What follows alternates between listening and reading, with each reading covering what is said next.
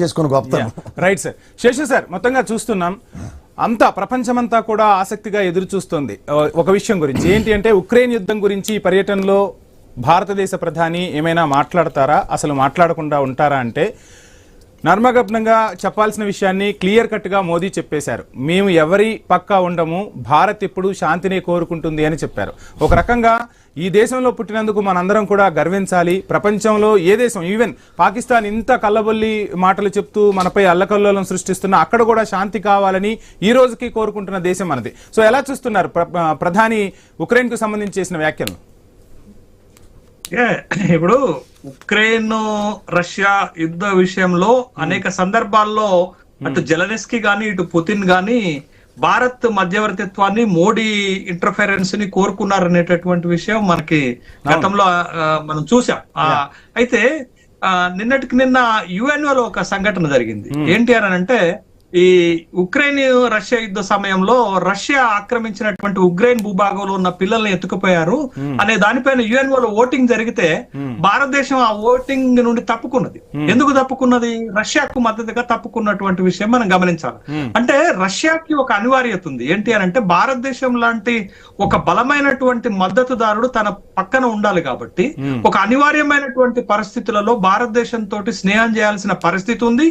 మన భారత్ అనేది రష్యాకి ఒక సహజ మిత్రుడిగా మొదటి నుంచి ఉన్నటువంటి నేపథ్యంలో, బట్ ఇంకొంచెం రెండు దేశాల మధ్య వాణిజ్య బంధం గాని ద్వైపాక్షిక బంధాలు గాని మరింత బలపడాలనేది రెండు దేశాలు ఇప్పుడు కోరుకుంటున్నటువంటి అంశం. ఇప్పుడు మీకు ఒక చిన్న అంశం గమనించాలా, రష్యా, భారత్, అమెరికా ఈ మూడు ట్రయాంగిల్స్ లో ఉన్నటువంటిది ఏంటంటే, రష్యా ఇప్పుడు భారత్ యొక్క సహకారాన్ని ఈ ఉక్రెయిన్ యుద్ధంలో గాని లేకపోతే వాళ్ళ ఆర్థిక వ్యవస్థ నిలబెట్టుకోవటానికి బలంగా కోరుకుంటుంది.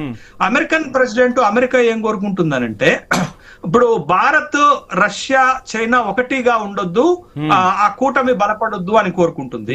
ఇంకొకటి ఏం కోరుకుంటున్నారు రష్యా, అమెరికా ప్రెసిడెంట్ అని అంటే, భారతదేశం తోటి ఒక బలమైన వాణిజ్య చర్చలు జరగాలి, ఆ వాణిజ్య చర్చల్లో అమెరికా ప్రయోజనాలు కాపాడబడాలి, భారత్ మార్కెట్స్ అమెరికన్ వ్యవసాయ ఉత్పత్తులకు ఓపెన్ చేయాలని కోరుకుంటున్నారు.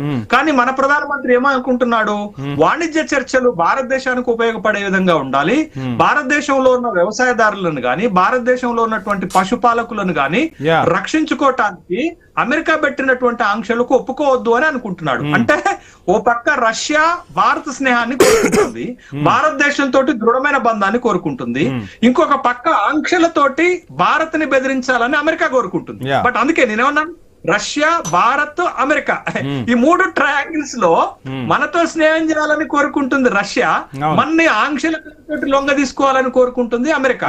కాబట్టి ఈ రెండు ఒక ఇంపార్టెంట్ ఫోర్సెస్ మధ్య మన వైఖరి ఎట్లుంటుంది అనేది చాలా స్పష్టమవుతుంది. భారతదేశం కూడా ఎవరి ఆంక్షలకు లొంగేటటువంటి దేశం కాదు, ఎవరి ఆదేశాల మేరకు నడుచుకునేటటువంటి దేశం కాదు. అందుకే ట్రంప్ ఇటీవల కాలంలో భారత్ విషయంలో అన్యాపదేశంగా మాట్లాడుతున్నారు. ఎలా మాట్లాడుతున్నారు?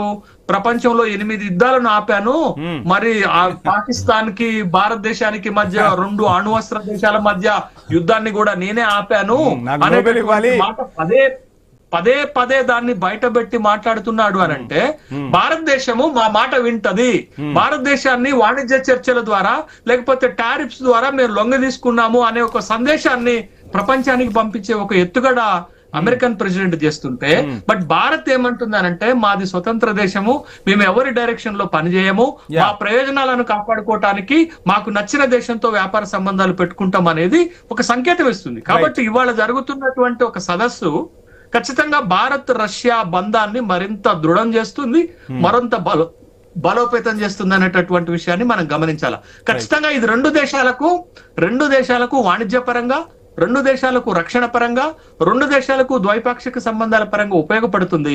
బట్ అది మీరు అడిగిన ఉక్రెయిన్ ప్రశ్న ఏంటి అని అంటే, బట్ ఉక్రెయిన్ యుద్ధం ఇప్పటికీ పుతిన్ చెప్తున్నారు, ఉక్రెయిన్ యుద్ధాన్ని ఆపటానికి అమెరికా ప్రెసిడెంట్ జోక్యం చేసుకుంటే మాకు అభ్యంతరం లేదు అని చెప్తున్నారు. బట్ అక్కడ ఉక్రెయిన్ కి రష్యాకి మధ్య యుద్ధం ఆగాలి అని అంటే ఖచ్చితంగా రష్యా ఒక అడుగు వెనుకకు వేయాల్సినటువంటి అవసరం ఉంటుంది. కానీ యుద్ధంలో ముందుకెళ్తున్నటువంటి రష్యా ఒక అడుగు వెనక్కి వేస్తుందా? అమెరికా ప్రపోజల్స్ ని అలస్కాలో అమెరికన్ ప్రెసిడెంట్ కి రష్యన్ ప్రెసిడెంట్ కి మధ్య చర్చలు జరిగితే ఆ చర్చల్లో ఆ చర్చల్లో పుతిన్దే పై చేయింది. అవును. పుతిన్దే ఆ చర్చల్లో పై చేయనప్పుడు మీకు మీకు అమెరికన్ ప్రెసిడెంట్ పెట్టిన ఆంక్షలను పుతిన్ ఎట్లా ఒప్పుకుంటాడు, ఎట్లా యుద్ధాన్ని పుతిన్ ఆపుతాడు అనేటటువంటి ప్రశ్న వస్తుంది. ఇక్కడ ఇంకొక అంశం కూడా మాట్లాడుకోవాలి. పుతిన్ పై చేయి కావటమే కాదు. చెప్తారు శేషు సార్ చిన్న సబ్మిషన్. పుతిన్ పై చేయవటం కాదు, మొదటిసారి ఉక్రెయిన్ అధ్యక్షుడు జెలెన్స్కీ కూడా ట్రంప్ ను వ్యతిరేకించిన పరిస్థితి. మీరు మంచి పాయింట్ చెప్పారు. నిజంగానే అది వైట్ హౌస్ లోనే వాళ్ళ ఇంట్లో కూర్చొని ట్రంప్ నే బెదిరించిన పరిస్థితి.